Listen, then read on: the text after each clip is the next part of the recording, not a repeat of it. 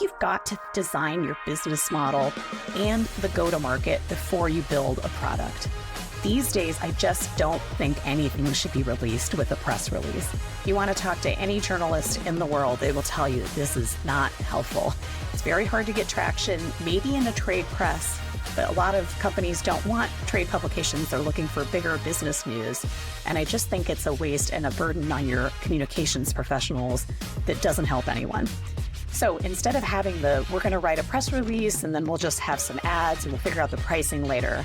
If you want to win, I think the important question is to shift our mindset from, instead of us fighting about the problems we get to solve and who gets to make the decisions, which I think is a challenge in a lot of companies, a good revenue approach to this is, if we solve this problem, does the customer care enough to pay us to make this business model work?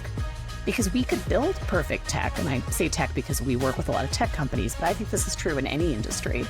We could build a perfect product, but it doesn't matter if no one wants to build it at a price that is sustainable for our business.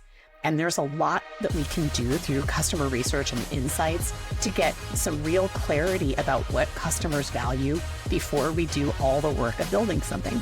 Because it's super frustrating to go down that process, even if you're committed to a waterfall go-to-market, and only to get to the end where marketing's having a hard time filling any sort of lead quota, and the sales team's having a hard time closing anything, and it turns out that we didn't build or price the product correctly.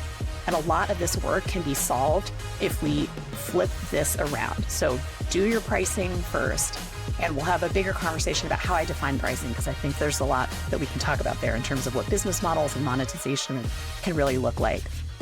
Second, I think that product leaders know this, but I think that this is still a trap for a lot of companies.